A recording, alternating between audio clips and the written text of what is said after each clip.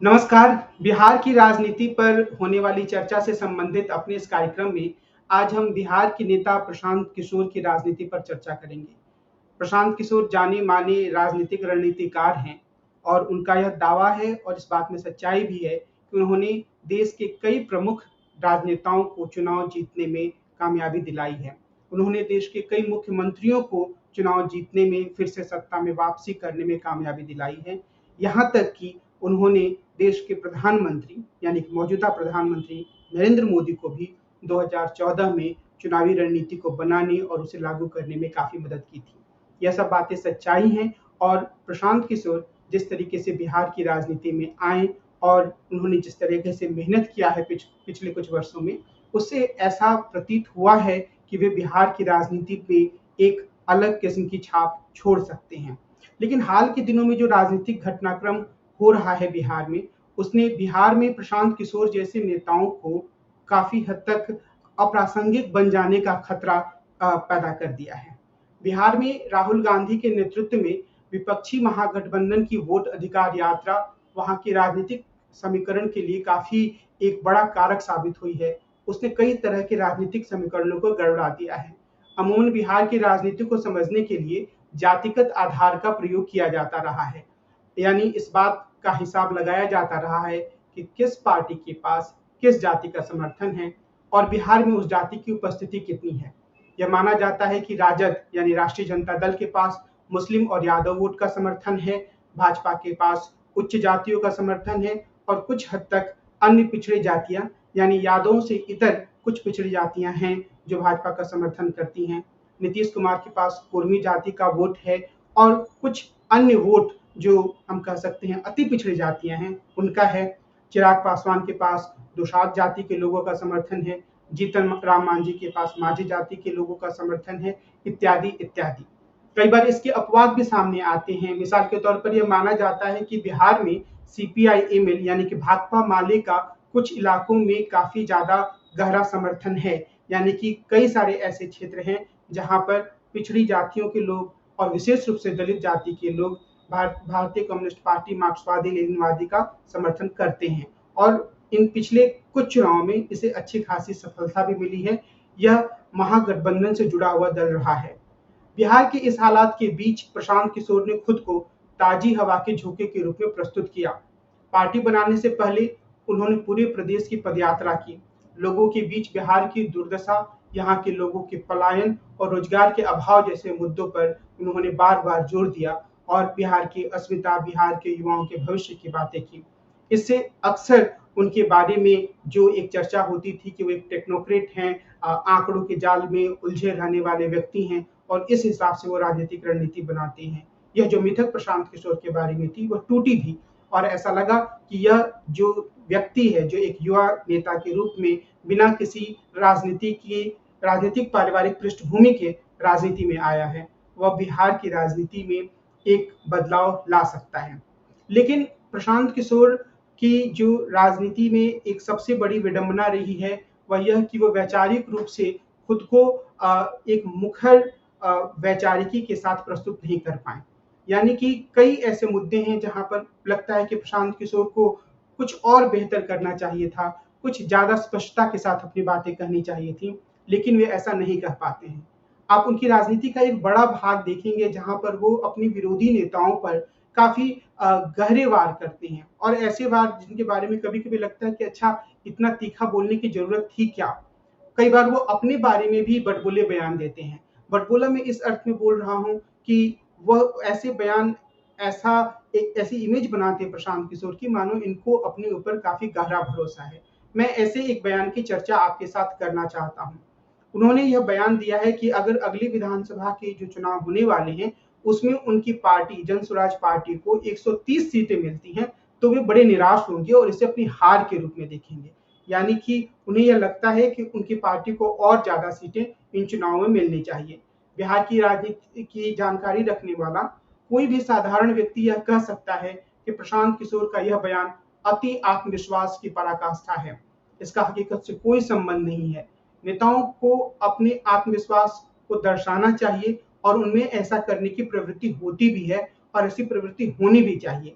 इससे उनके समर्थकों का भरोसा अपने नेता पर बढ़ता है।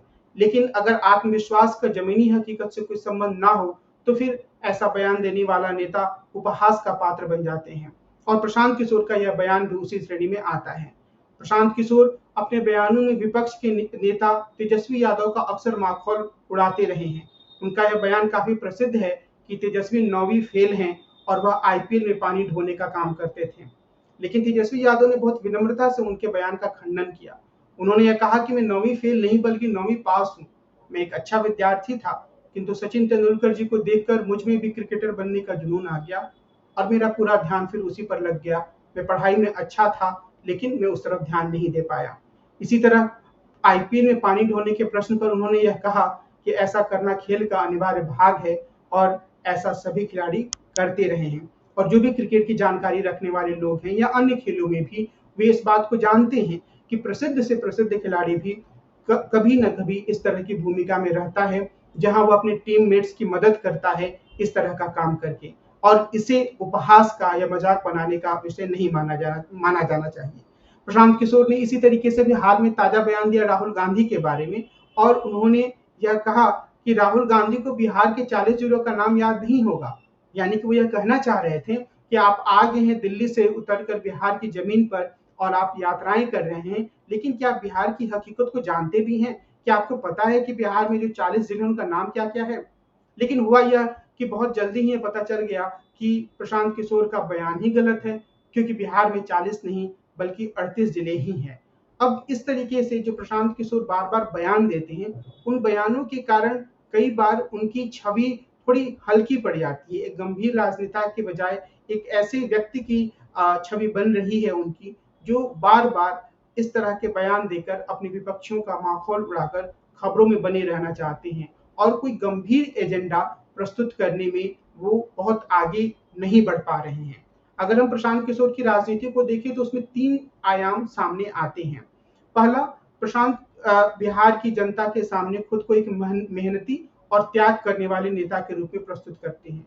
वे खुद को ऐसा नेता बताते रहे हैं जो जमीनी स्तर पर टिककर मेहनत भी कर सकता है, और उन्होंने ये दिखाया भी है।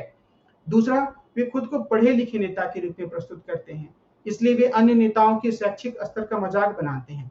यह मजाक वे तेजस्वी यादव का ज्यादा तीखे रूप में बनाते हैं, लेकिन इसके साथ ही वे सम्राट चौधरी जैसे नेताओं को भी बख्शते नहीं हैं। इसलिए वे अक्सर गर्व से यह कहते हैं कि वे सिर्फ पढ़े लिखे नहीं हैं, बल्कि उन्होंने देश के सभी प्रमुख नेताओं को चुनाव जीतने में मदद की है, उन्हें मुख्यमंत्री और प्रधानमंत्री बनाया है। वे चाहते तो आरामदेह जिंदगी जी सकते थे, राज्यसभा में जा सकते थे, लेकिन वे बिहार का कल्याण करने के लिए आए हैं। और कुछ हद तक इन बातों में सच्चाई भी है। उन्हें एक समय नीतीश कुमार के बाद दूसरे स्तर का जनता दल यूनाइटेड का नेता माना जाने लगा था। हालांकि जैसा कि अक्सर होता है, नीतीश कुमार अपने बाद जो भी नंबर 2 होता है उसको जल्दी ही पार्टी से हटा देते हैं, अपने से दूर कर लेते हैं। शायद प्रशांत किशोर के साथ भी ऐसा ही हुआ होगा।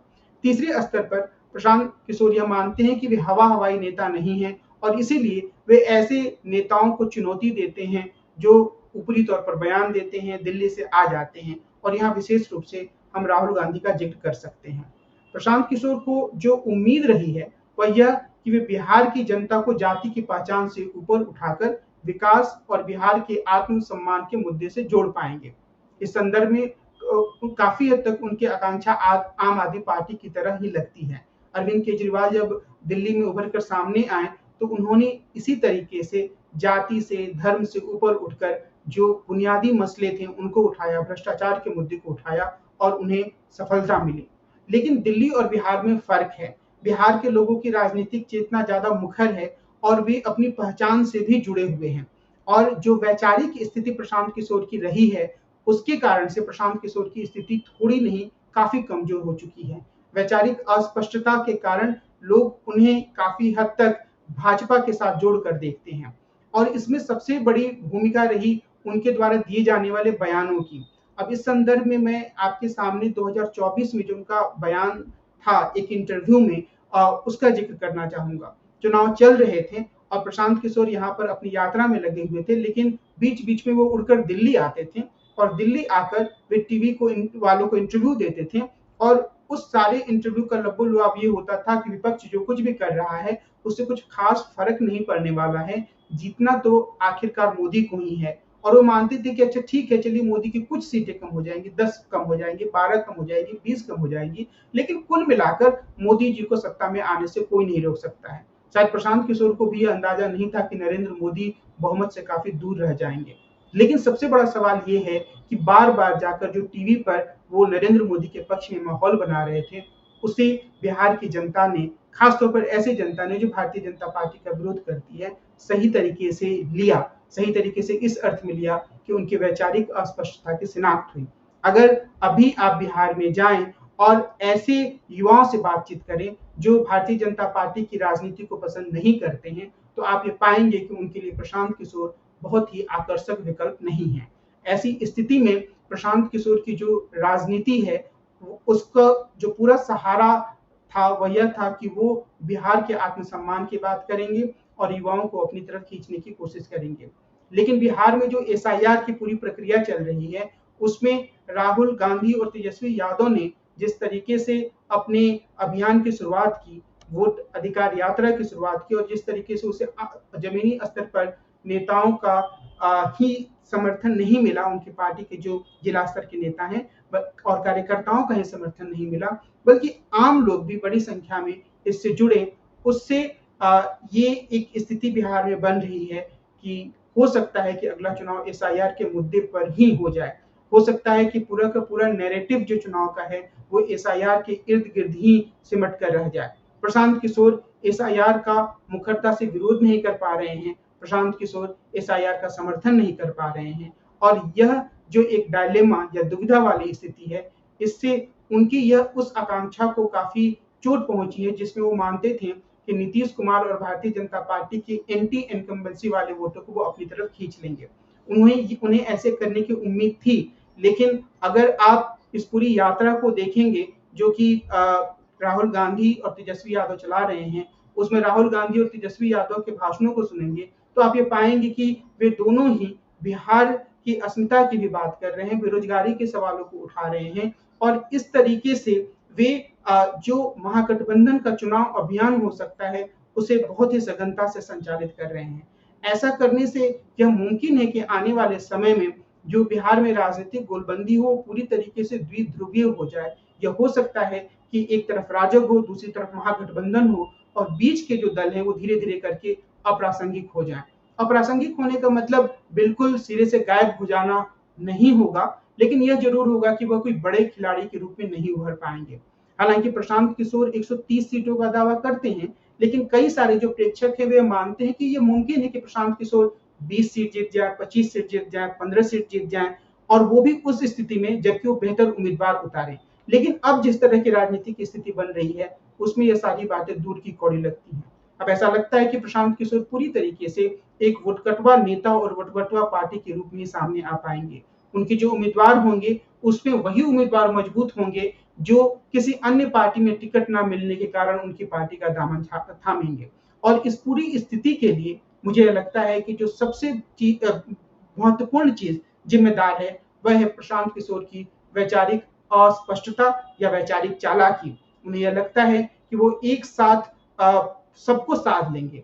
अगर प्रशांत किशोर को अपनी राजनीति की शुरुआत करनी थी, तो सबसे पहले उन्हें बिहार की जनता से इस बात के लिए माफी मांगनी थी, खासतौर पर उस जनता से जो कि नरेंद्र मोदी और भारतीय जनता पार्टी की समर्थक नहीं है, कि उन्होंने नरेंद्र मोदी को प्रधानमंत्री बनने में मदद की। यह नहीं हो सकता है कि एक समय आप कहें कि मैं जो भी काम कर रहा था, वो तो मैं एक टेक्नीशियन के रूप में, एक स्ट्रेटेजिस्ट के रूप में कर रहा था और मेरी राजनीति उससे अलग है। कम से कम जो बिहार के लोग हैं, वह राजनीति को इस रूप में नहीं देखते हैं। वे मानते हैं और वे इस बात पर निगाह रखते हैं कि जो भी राजनेता है, उसकी गतिविधि है जो है वो किस रूप में है। क्या वो सामंती शक्तियों के साथ है, क्या वो सांप्रदायिक शक्तियों के साथ है, या क्या वह वंचित तबकों के साथ है। इसलिए तमाम तरह की कोशिशों के बावजूद अब ऐसा लगता है कि प्रशांत किशोर की राजनीति धीरे-धीरे करके बिहार में अप्रासंगिक होती जा रही है और आगे इसकी अप्रासंगिकता के और ज्यादा गहरे होने के संकेत मौजूद हैं। आज की इस चर्चा को मैं यहीं विराम देता हूँ। कार्यक्रम को खत्म करने से पहले मैं सभी दर्शकों से यह कहूंगा कि वे नई परख चैनल के साथ नियमित रूप से जुड़ें। इस चैनल को सब्सक्राइब करें, अपने दोस्तों को भी कहें कि वे इस चैनल के साथ जुड़ें। हमारी ये कोशिश होती है कि हम तथ्यों के आधार पर एक विश्लेषण प्रस्तुत करें और हमारी यह भी कोशिश होती है कि हमारे जो कार्यक्रम हों वो नियमित रूप से आपको अलग-अलग तरह के राजनीतिक मुद्दों के बारे में जानकारी प्रदान करें। आज की इस चर्चा को मैं यहीं समाप्त करता हूँ। नमस्कार।